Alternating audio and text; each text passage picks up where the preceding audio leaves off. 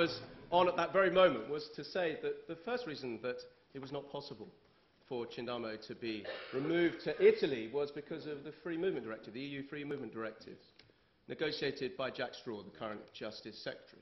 The secondary reason was the Human Rights Act.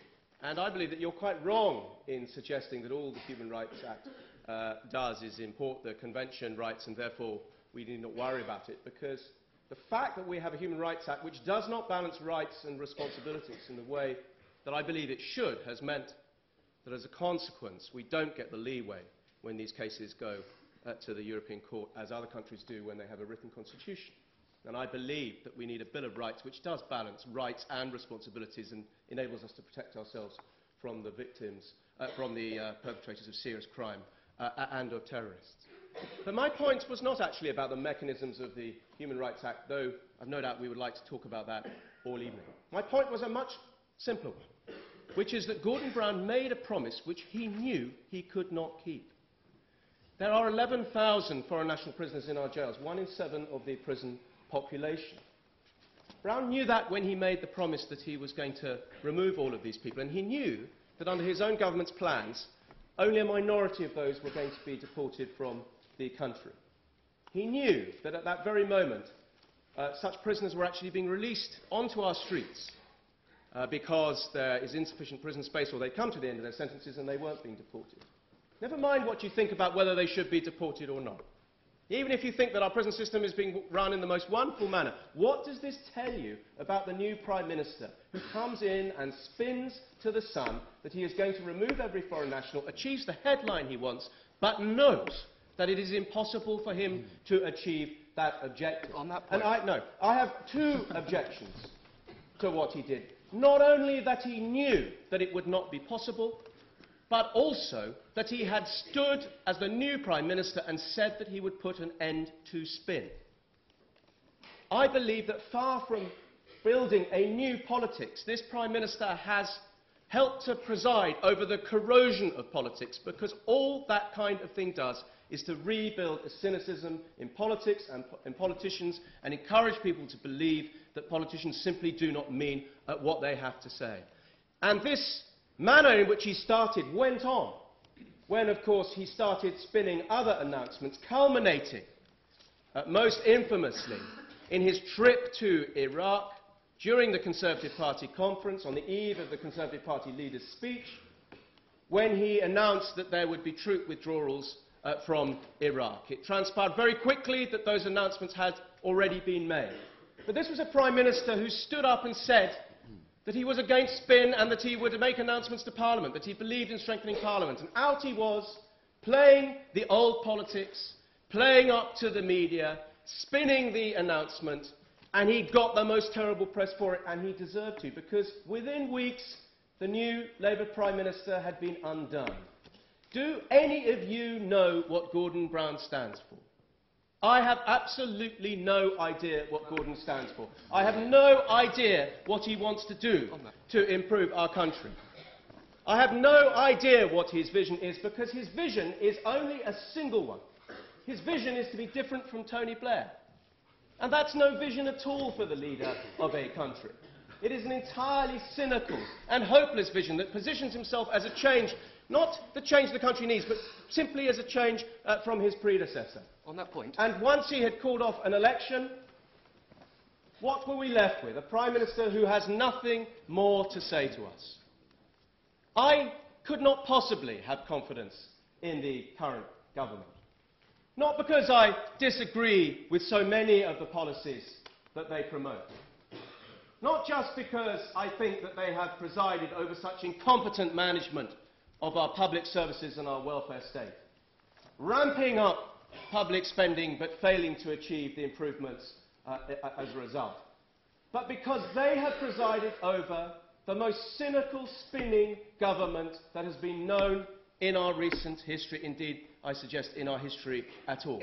They have presided over the most rapid corrosion of public confidence in politics that we have seen. And I think they have therefore done this country a huge ill. On that point, our friend Dave has repeatedly been opportunistic in asking for a referendum on the EU treaty However, when asked in media questions, did not guarantee a retrospective EU referendum. And I think this sort of opportunism and repeatedly asking a question which he knows will appeal to tabloid readers and the sort of baseline voter is spin in the extreme.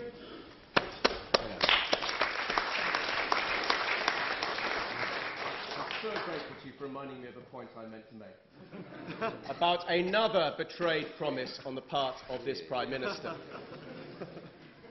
Because he came to office standing on a manifesto in which he'd been the Chancellor of the Exchequer, saying that he would give a referendum on the EU constitutional treaty.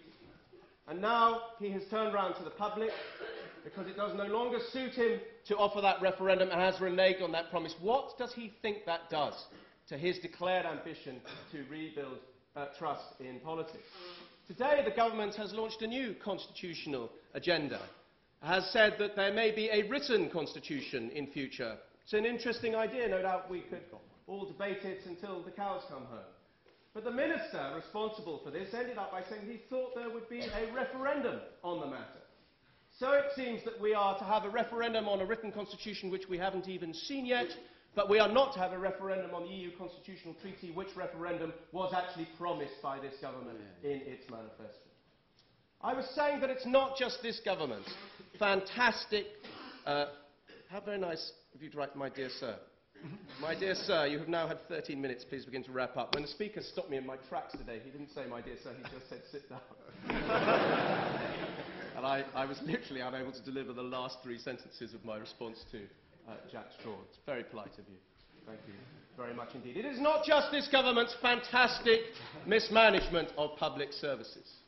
It is not just the fact that they have presided over record levels of spending and yet have seen productivity fall in our public services, and yet we see a situation where school standards have fallen, where hospitals are still absolutely filthy, and indeed people are dying in hospitals as a result of infections that they acquire.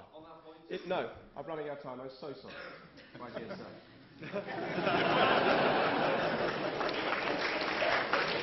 I'm picking up the patois of the Cambridge Union, I think. It is not just any of these things. It is that this government has never understood where power should properly lie. Blair came to office counselling his people not to repeat the mantra of a predecessor who once famously declared, "We are the masters now."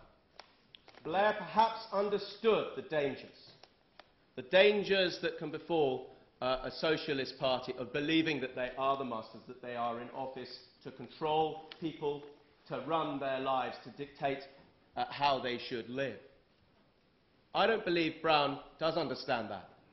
I think that Brown and all of the people around him, all of his little spin doctors, all of his little masters of the universe who so cleverly advised him to go for an early election before he lost his nerve and decided not to. I think all of those people do not understand that they are not the masters now, that they are not properly the custodians of power, because in my view power does not belong to them, it belongs to the people. And I think that this government, this incompetent government, cannot be trusted for one principal reason, that it is a government that will